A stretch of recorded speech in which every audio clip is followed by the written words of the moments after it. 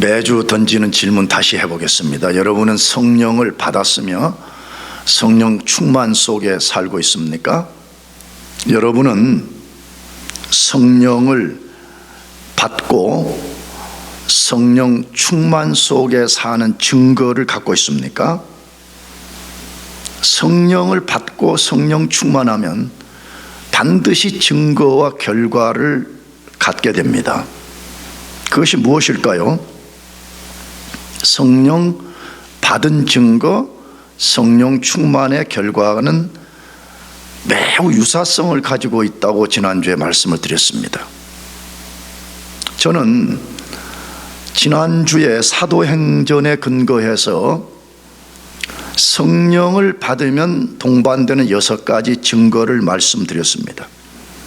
다시 한번 언급하면 성령을 받으면 성령 받은 사람이 성령을 받았다는 걸 분명히 알게 됩니다.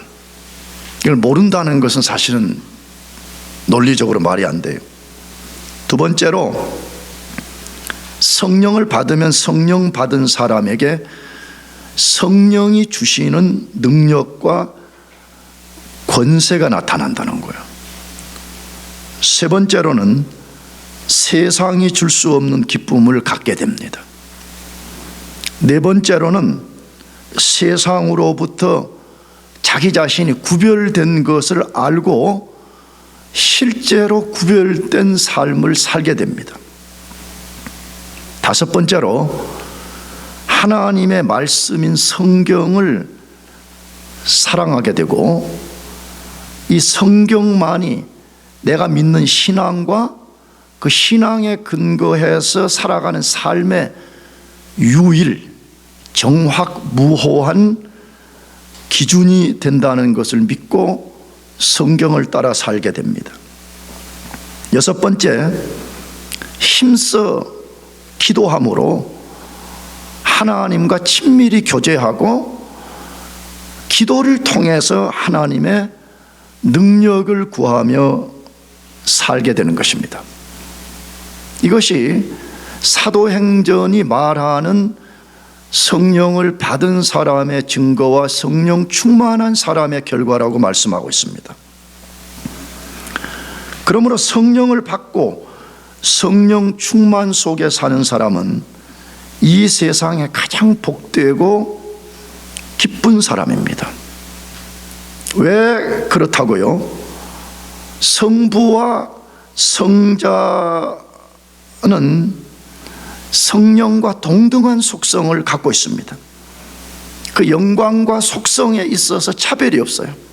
성부, 성자, 성령이 똑같은 영광, 똑같은 속성을 갖고 계신데, 만일에 여러분과 제가 진짜 성령을 받았다면 우리 속에 성령을 통해서 성부 하나님과 성자 예수님이 들어오신 것이기 때문에 그렇습니다. 그렇다면 무슨 말이에요? 그 사람은 하나님으로 산다는 것이에요. 하나님이 그 사람 속에 들어왔다는 것이에요. 그러므로 더 이상 엉망이 된 세상, 유한한 자기 자신을 의지하지 않고 하나님만 의지하여 살 수가 있어요. 그러면 그 하나님이 어떤 일을 우리들에게 만들어 주실까요? 너무 많지만 우리가 익숙하게 알고 있는 것 다시 복습하면, 첫째, 하나님이 우리에게 말로 다할 수 없는 은혜와 생명을 주십니다. 믿습니까? 여러분, 이것보다 큰 복, 이것보다 기쁜 일은 없어요. 세상에는 능력과 우리 필요를 공급하고 우리가 그분의 인도 속에 살게 되기 때문에 그리스도인은 세상에서 가장 기쁘고 행복할 수밖에 없는 것입니다. 그러므로 성령 받은 구체적 증거를 다루기 전에 여러분 진짜 자기 자신을 점검해봐. 난 진짜 삶이 좀 어렵고 내가 원하는 대로 뭐가 잘 안 되지만 나는 하나님 때문에, 하나님이 내 안에 계신 것 때문에 나는 매 순간이 기쁘고 행복하냐는 것이에요. 진짜 그리스도인 그런 사람이어야 돼요. 아멘. 그리스도인이 누구요? 그러면 이 설교에 근거하면 이 세상에서 가장 뭐한 사람? 기쁘고 행복한 사람으로 살아야 된다, 그 말이에요. 만일에 여러분 속에 그런 것이 없다 그러면 원초적 점검이 필요해요. 원초적으로 나는 성령을 받았는가, 나는 성령 충만함 속에 있는가를 점검해야 된다, 그 말이에요. 자, 그러면 성령을 받고 성령 충만한 또 다른 증거는 무엇일까요? 저는 오늘 다른 성경, 다시 말하면 사도행전 외에 다른 곳에서 성령을 받은 증거와 충만의 결과를 말씀드리려고 하는데, 이것을 말씀드리기 전에 다시 한번 꼭 반드시 짚고 넘어가야 될 것이 있습니다.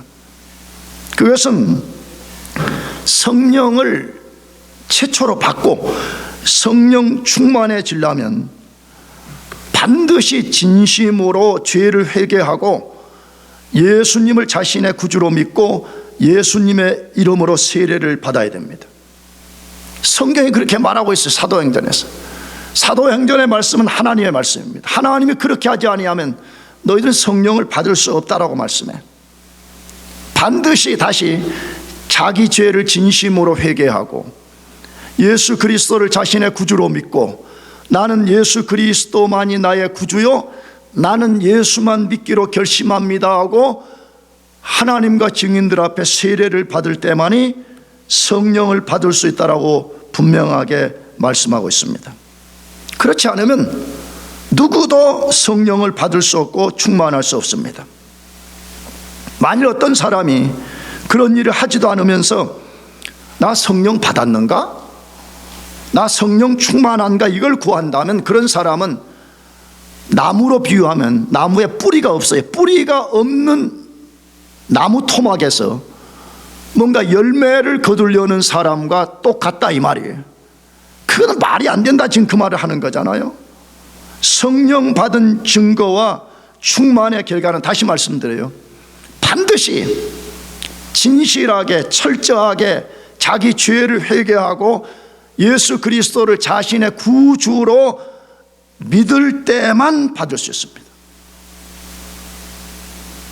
저는 지난주에 이어서 오늘 또 다른 증거 4개를 더 말씀드리려고 합니다.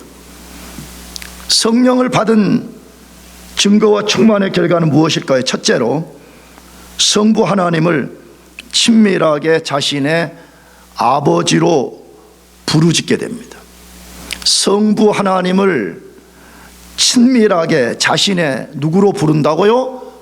아버지로 부르짖게 되는 것입니다. 그 말씀을 오늘 본문 로마서 8장 14절 15절에서 말씀에 다시 한 번 더 무엇을 말하는지 잘 관찰하면서 읽어봅시다. 같이 시작.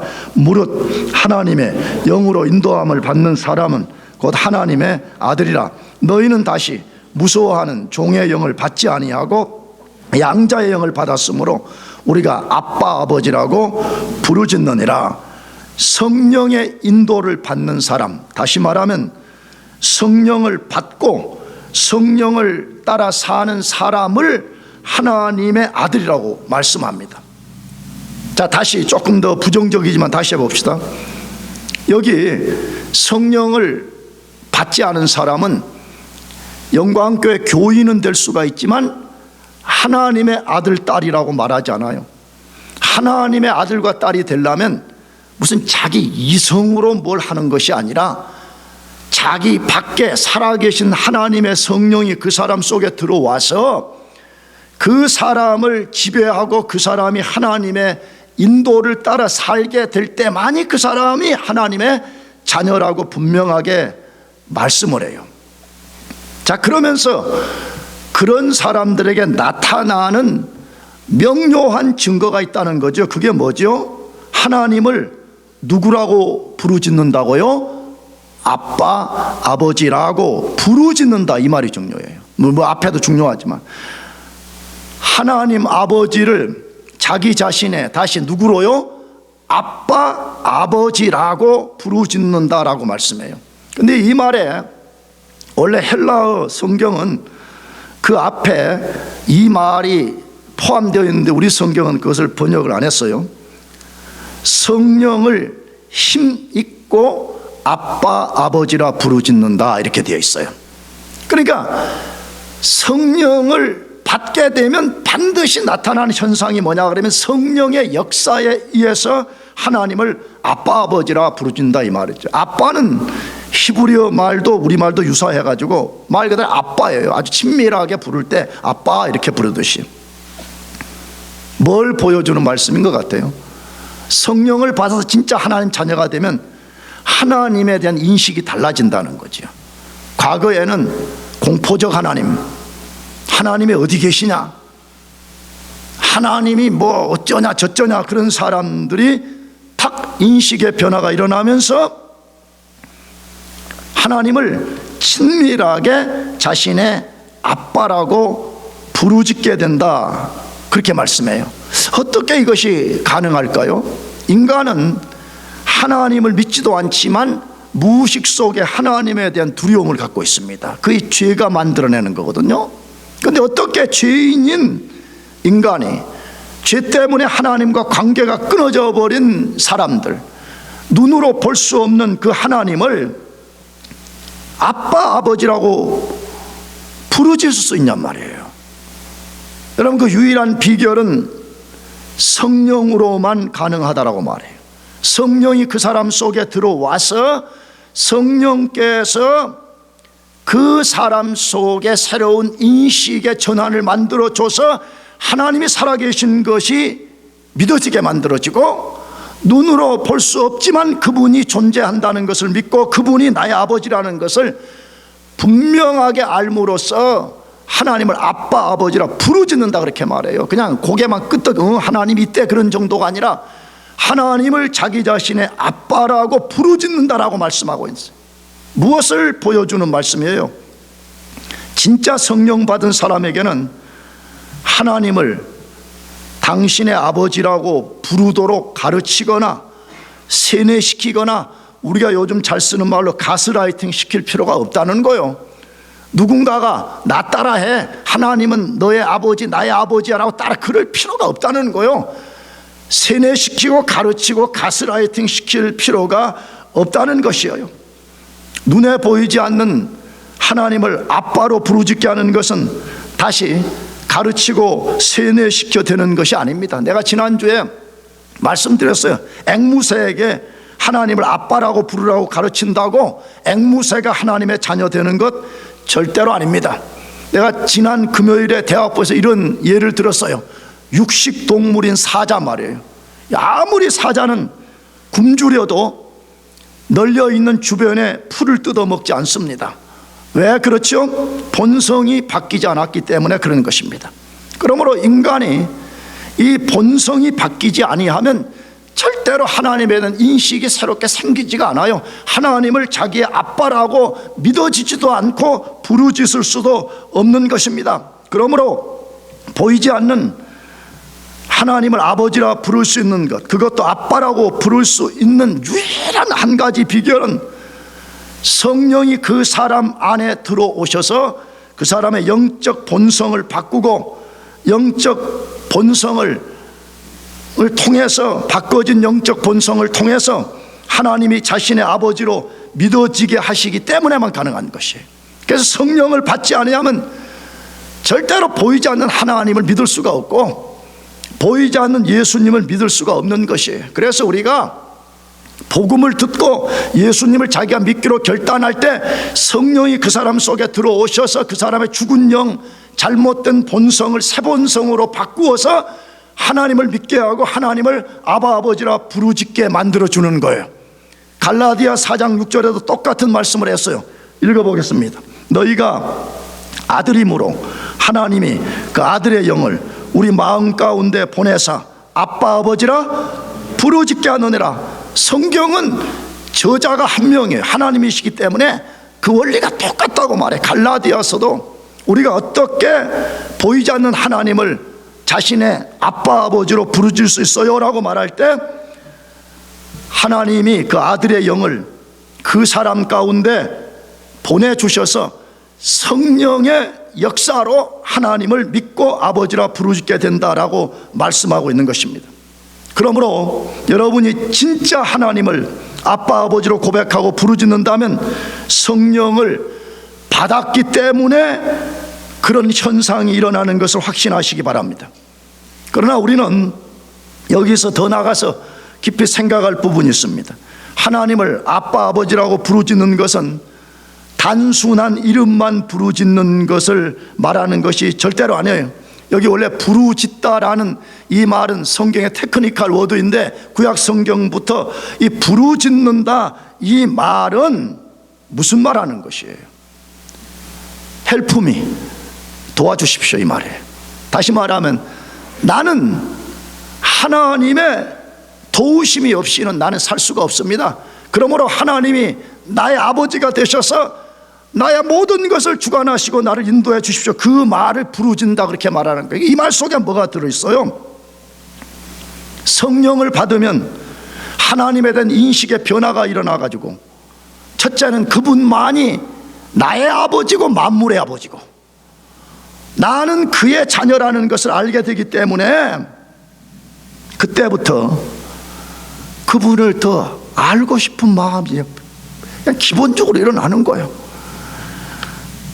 하나님 그분을 경외하고 싶은 마음이 계속해서 일어나는 거예요. 그분을 의지하고 진심으로 사랑하고 싶은 마음이 그냥 새로운 본성 때문에 일어나는 거예요. 여러분 이건 꼭 뭐와 같냐 그러면 언젠가도 한번 예를 들었는데 나침판 있잖아요. 나침판, 방향을 가리키는 나침판. 여러분 나침판은 아무리 그냥 흔들어 가지고 탁 놓아도 그 시침이 반드시 북쪽을 가리키게 돼 있어요. 조금 흔들리다가도 딱 고정되면 시침이 북쪽을 딱 가리키게 돼 있어요. 성령을 진짜 받으면요, 성령은 우리 속에 와가지고 아무것도 안 하고 가만히 숨어 계신 분이 아니에요. 그분이 새로운 본성을 우리 속에 만들어 주시고 역사를 일으키기 때문에 시침이 흔들려도 놓으면 북쪽을 가리키는 것처럼 끊임없이 하나님을 경외하고 하나님을 의지하고 하나님을 더 알아가기를 몸부림치고 하나님을 진심으로 사랑하는 역사가 일어나는 것입니다. 그러므로 여러분들이 성령을 받았는지를 점검하고 성령 충만한 결과가 있는지를 분명하게 점검하는 게 필요해. 내가 지난 한 주간 동안 특세에도 도전 많이 했어. 주일 되면 종교의 옷, 집에 걸어놨던 종교의 옷을 딱 입고 와가지고 교회 와서 1시간 2시간 예배하고 또 집에 돌아가면 종교의 옷을 벗어놓고 다시 내가 세상 사람으로 돌아가는 그런 것이 절대로 아니라고 말씀했어요. 진짜 성령 받고 성령 충만함의 현상은 하나님을 사랑하기 시작해요. 하나님을 뭐 하기 시작한다고? 사랑하기 시작해요. 그러므로 내가 지난 새벽에 도전한 것인데 여러분 자신이 하나님을 사랑하는 것이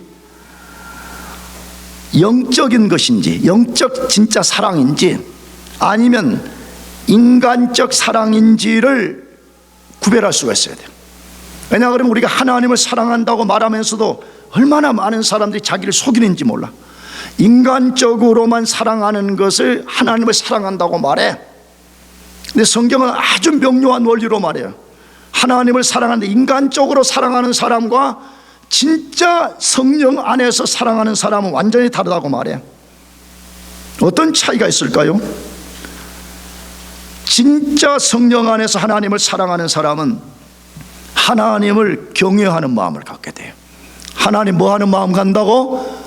경외하는 마음, 두려운 마음, 그분에 대한 엄숙한 마음, 그분을 두려움 속에 사랑하는 이러한 마음들이 일어난다는 거예요. 경박하기 그지없고 무슨 하나님 갖고 장난쳐도 되는 줄 알고 말해요. 하나님의 알레딘 램프에 요술 부리는 무슨 악당같이 마귀 같은 이상한 그런 존재로 여기는 사람들이 얼마나 많은지 몰라요.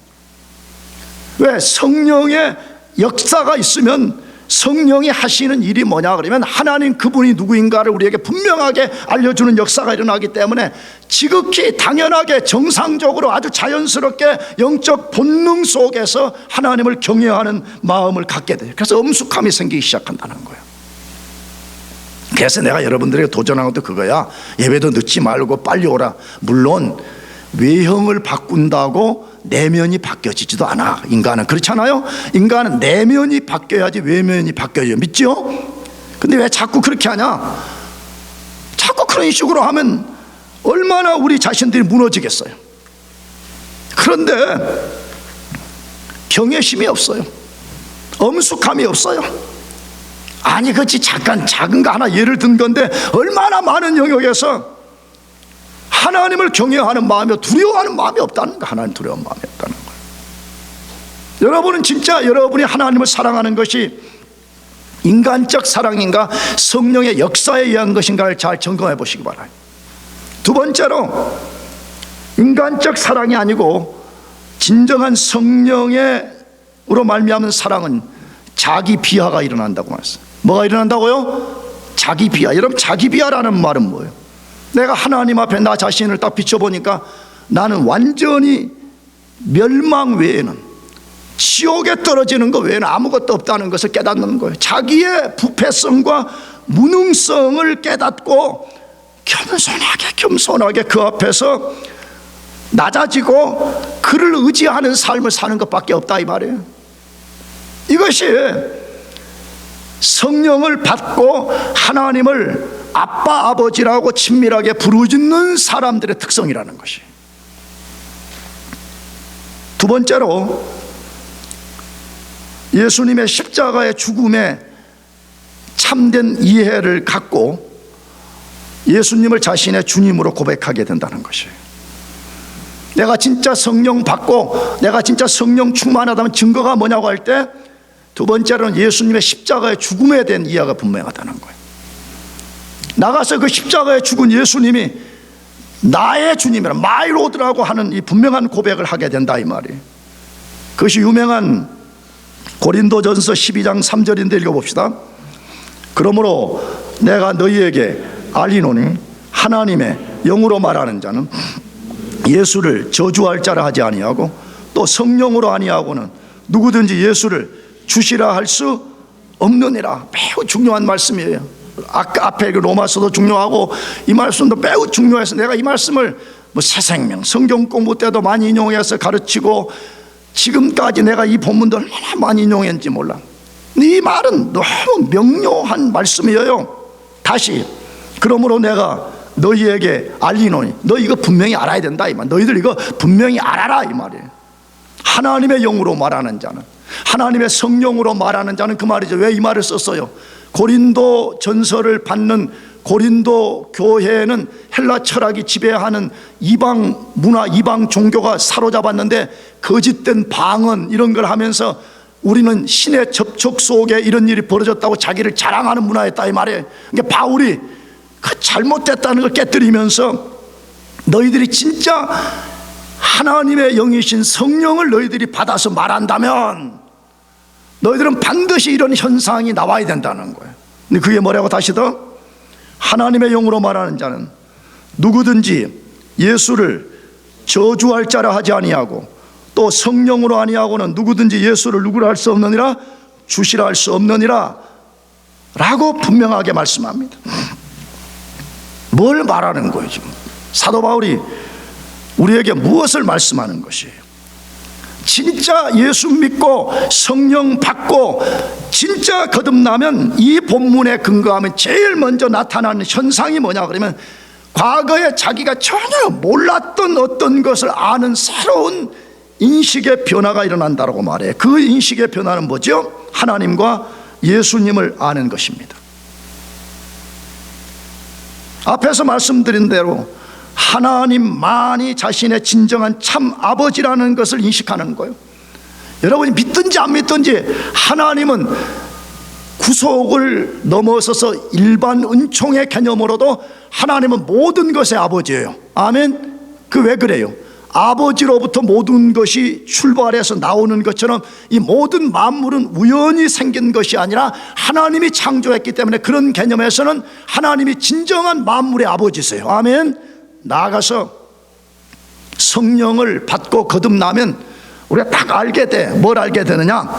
나는 그동안 진짜 나를 낳아준 육신의 아빠만이 아빠인 줄 알고 맨날 거기에 쩔쩔매서 살아. 근데 어느 날 탁 보니까 아니라는 걸 알게 돼.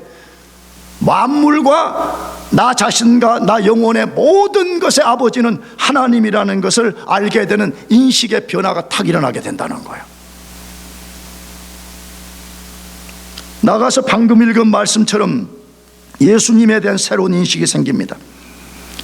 정확하게 예수님에 대해서 어떤 인식의 변화가 일어나는 것이에요. 첫째로 예수님이 십자가에서 고난받고 죽으신 것이 예수님 자신의 죄와 저주 때문이 아니라는 것을 분명하게 알게 되어요.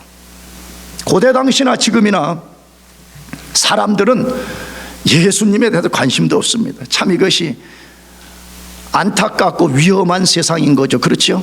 내가 최근에 자주 말했듯이 세상 일을 위해서는 얼마나 사람들이 열심을 내고 꼼꼼하게 하려고 그러고 정확하게 하려고 그러고 정확하게 그 본질을 꿰뚫어 보려고 얼마나 동분서주하는지 모릅니다.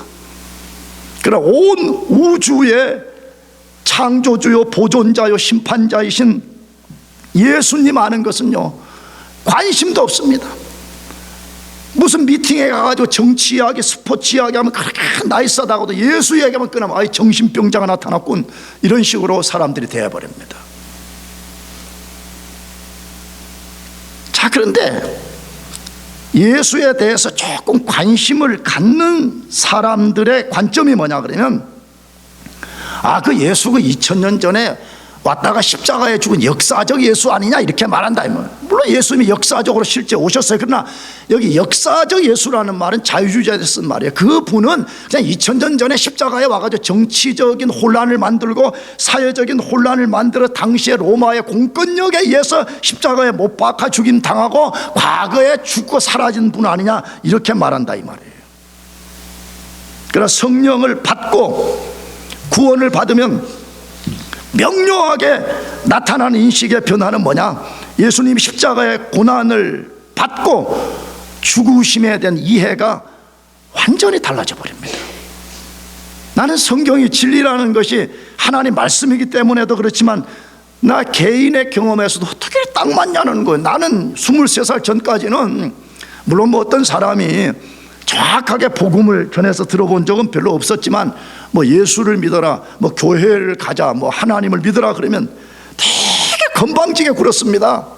내가 언젠가 말했지만 진짜 끈들거렸습니다. 내가 여기서 지금 좀 흔들기는 좀 그런데 예전에 한번 흔들어줬어. 다리도 하나 짝다리 짚으면서 다리 흔들고 막 심지어 이렇게 말했다니까. 그렇게 말하는 사람에게 야, 예수가 밥 먹여주냐 숟가락이 얼마나 유치해요. 아유 참 진짜 지금 생각해보면 나름대로 개그 친다 그런 거지. 예수가 밥 먹여주냐? 뭐가 밥 먹여준다? 숟가락이 얼마나 유치 짬뽕이지. 그렇지? 아유 그렇게 말했다고. 근데 어느 날 하나님께서 내 영혼에 자비를 베풀어서 하나님의 성령이 태풍과 해일처럼 밀고 들어와서 내 존재의 인식의 변화를 딱 주셨을 때 내가 한 번도 본 적이 없는 예수님, 내가 한 번도 만져본 적이 없는 십자가에 죽으신 예수님의 고난과 죽음과 피 흘림과 이 모든 것이 다른 사람 것이 아니라 장부한 이 악당 죄인 괴수 중에 괴수인 나를 위한 것이라는 것이 깨달아지고 믿어진 거예요. 어떻게 그런 일이 가능하다고요? 어떻게 똑같은 역사적인 사건을 보고 어떤 사람들은 예수 그 본인의 저주 때문에 죽었다고 말하는데 어떤 사람은 그것은 예수 자신의 저주가 아니라 나의 죄 때문에 죽었다는 것을 알고 믿게 되냐 이 말이에요. 그것은 성령님이 그 사람 속에 들어오셔서 그 사람의 죽은 영을 살려내고 그 인식의 기능을 새롭게 만들어 주시기 때문에 예수님의 십자가의 죽음을 믿고 그것이 자기 것이라는 게 믿어져요. 아멘. 사실이에요. 여러분, 혹시 여러분 가운데 이런 사람인지 모르겠어요.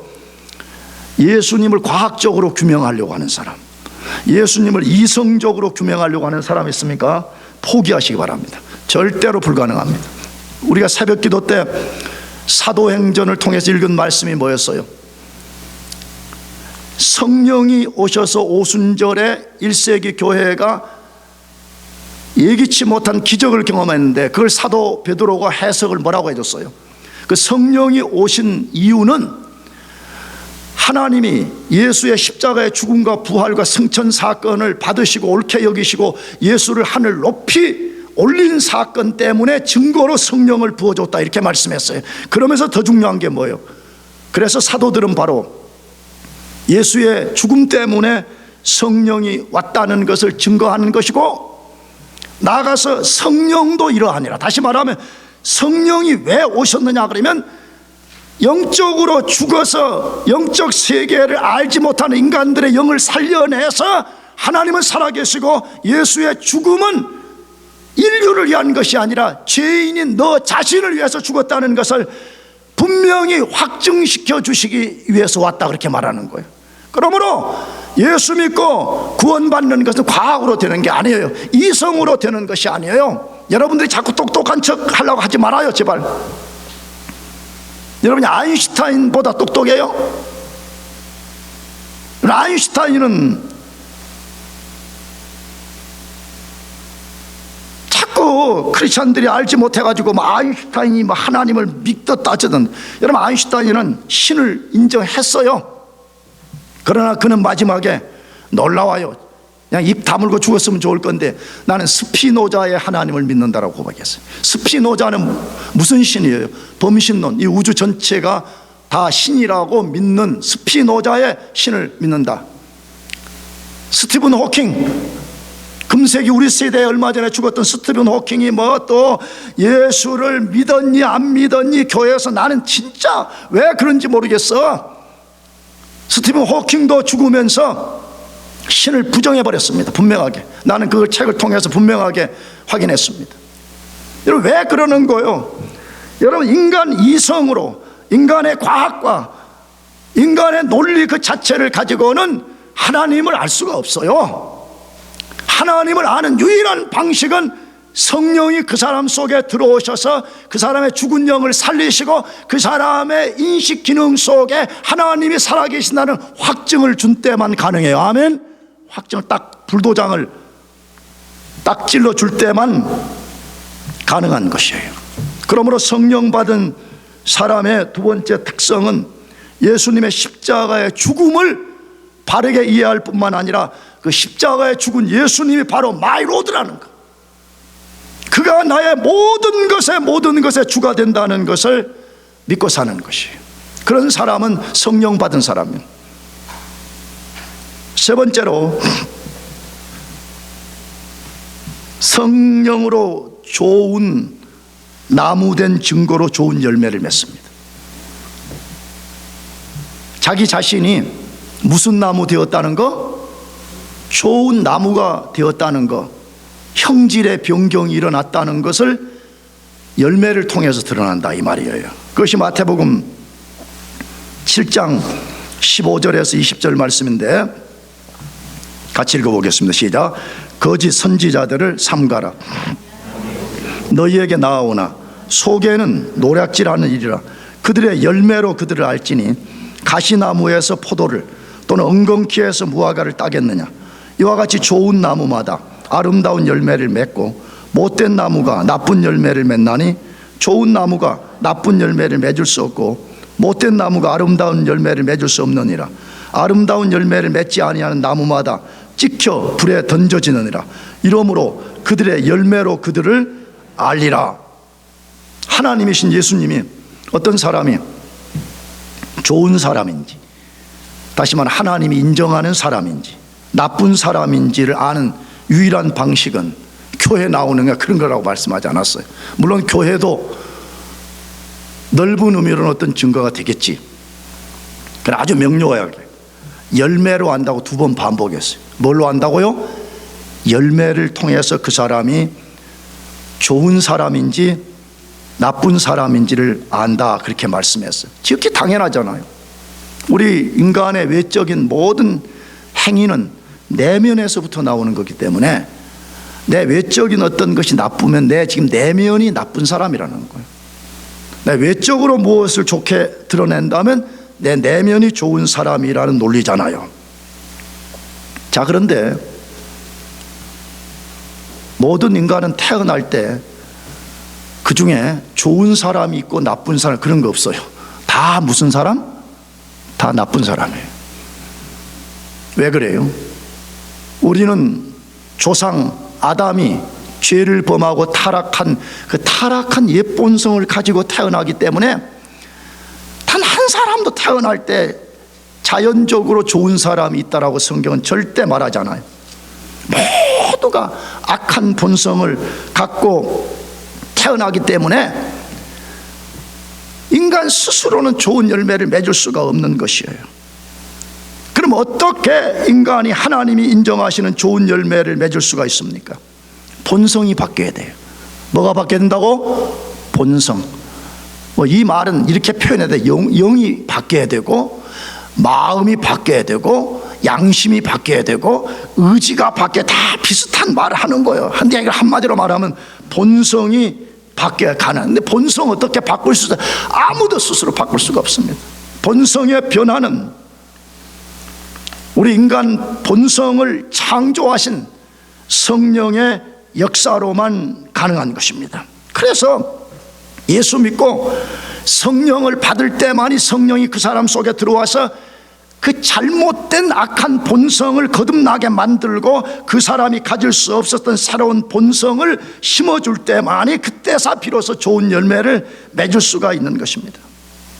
따라서 여러분 자신이 성령을 받고 나는 좋은 나무가 되었는지를 구분하는 유일한 기준은 열매가 있는지를 봐야 됩니다. 근데 그 열매가 무슨 열매냐 할 때 내가 정의 내린 열매가 아니에요. 성령의 열매예요. 무슨 열매요? 성령의, 왜? 성령이 들어와서 성령이 내 스스로 만들 수 없는 새로운 열매를 만들어 주는지를 봐야 된다, 이 말이에요. 만일에 여러분과 제가 성령의 열매를 맺는다면 우리는 성령을 받았기 때문에 성령의 역사로 그것이 가능하다는 것이에요. 사도 바울이 다른 성경에서 분명히 말씀합니다. 갈라디아서 5장 22절 23절 읽어봅시다. 시작. 오직 성령의 열매는 사랑과 희락과 화평과 오래 참음과 자비와 양선과 충성과 온유와 절제니 이 같은 것을 금지할 법이 없느니라. 이 같은 걸 금지할 법이 없대. 이 말은 무슨 말이에요? 진짜 우리가 성령을 받으면 성령의 역사에 의해서 만들어지는 열매가 있다라고 말씀한다 이거예요. 그러나 주의할 것이 있습니다. 성령을 받으면 자동적으로, 다시 말하면 내가 그냥 나는 가만히 있어, 수동적으로, 그냥 아주 피동적으로 그렇게 하면 맺혀진다라고 말씀하지 않습니다. 우리가 영적인 일에 게으름을 피우고 세상 일에는 전력을 다하면서도 같이 기도하자, 같이 성경을 관찰하자, 거룩한 형제 자매들과 함께 기도하자, 마음을 모으자. 여러분, 그런 사람 속에는 성령이 열매를 맺게 하지 않습니다. 우리가 성령의 열매를 맺으려면 반드시 성령 충만 받아야 됩니다. 할렐루야. 성령 충만이 뭐라 그랬어요?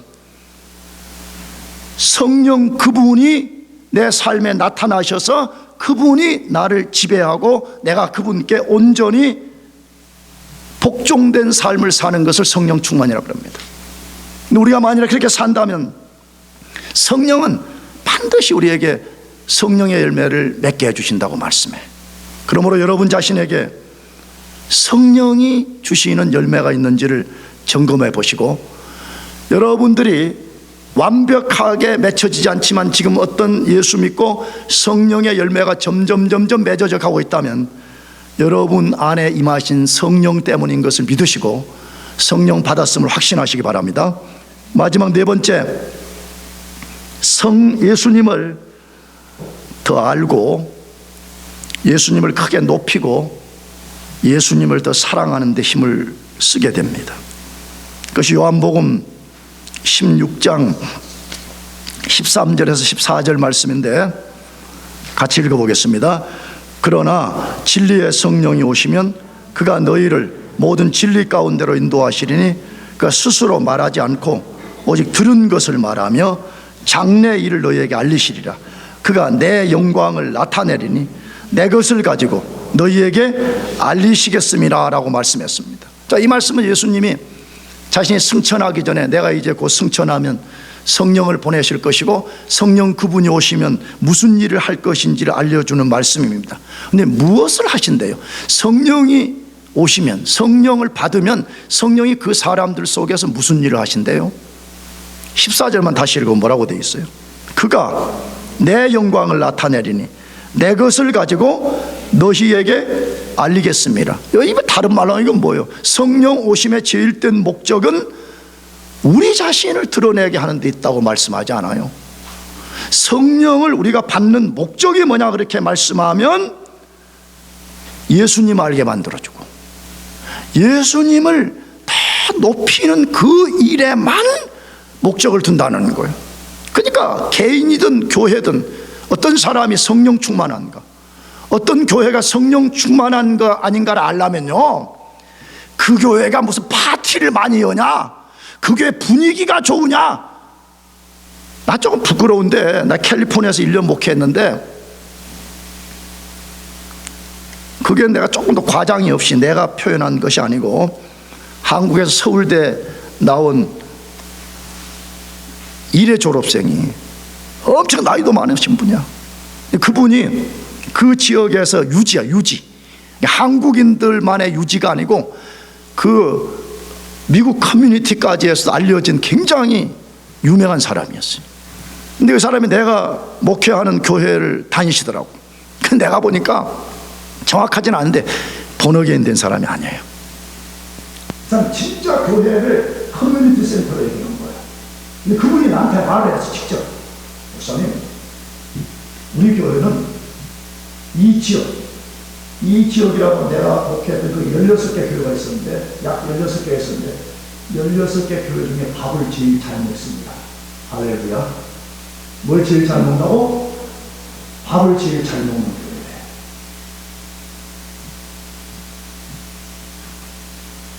정말 내가 그 말을 듣는데 마음속에 눈물이 나더라고요. 교회의 본질이 크게 있는가? 그럼 교회가 진짜 하나님이 기뻐하시고 진짜 이 교회가 건강한 교회인가를 보려면 그 교회는 무엇을 가장 중요하게 여기는가, 무엇을 가장 높이는 일에 힘을 쓰는가를 봐야 된다 이 말이에요. 성경은 말해, 성령이 오시면 예수님 알게 만들어주고 예수님이 누구인지를 알기 때문에 예수님 높이는 큰 일에 집중하게 만든다라고 분명하게 말씀하고 있습니다. 사실이에요. 성령님의 주도적인 일은요, 우리 드러내게 하는 게 있잖아요. 심지어는 무슨 방언을 하게 해서 방언 자랑하게 하는 거, 그런 것도 아니에요. 예수 높이는 거예요. 아멘. 예수 사랑하게 하고 예수 고귀하게 여기게 만들어주고 예수가 우주의 왕이라는 걸 알게 만들어주고 예수가 우리 자신의 주라는 것 알게 만들어주는 데 있다고 분명하게 말씀합니다. 그러므로 여러분과 제가 성령을 받았는지 성령 충만한지 안 충만한지를 점검하는 유일한 비결 중에 하나가 뭐냐 그러면 나는 예수 그리스도에 대해서 어떤 반응을 하고 있나, 나는 지난해보다 예수님을 더 많이 알아가고 있습니다. 나는 지난해보다 예수님을 더 알기 위해서 힘을 쓰고 있습니다. 나는 예수님 그분을 높이기 위해서 나의 시간, 물질, 재능, 은사 이 모든 것을 내가 그분에게 다 드리면서 나아가고 있는가, 이것을 고민할 수 있다 이 말이에요. 사랑하는 교회 여러분들, 성령 받으시기를 축복합니다. 나가서 성령 충만함 속에 살아요. 내가 새롭게도 말씀드렸지만 하나님이 우리에게 주신 명령 중에 인간적 관점에 제일 잔인하고 냉혹한 게 뭐냐 그러면 하나님께만 영광을 돌리고 예수님께만 영광을 돌리래. 이게 잘못 이해하면 얼마나 길성 공산당 같은 데야 이 말이지. 아니, 영광을 하나님이 60 받고 내가 60, 40 받게 한다 그러면 얼마나 이게 좀 그나마 이해되겠어요. 근데 누구께만 영광을 돌려라? 하나님께만 영광을 돌려라 이 말이에요. 근데 이게 이해 못하면 이게 얼마나 잔인한 종교냐 이 말이에요. 근데 거기에 거대한 패러독스가 있다는 것이에요. 우리 인생은 하나님을 영화롭게 할 때만이 그분이 주는 진정한 복을 누리게 되는 것이에요. 그리고 여러분들이 성령 받고 성령 충만해서 예수님을 더 알아가고 예수님을 더 높이고 예수님께만 영광을 돌리고 사시기를 축복합니다. 기도하겠습니다.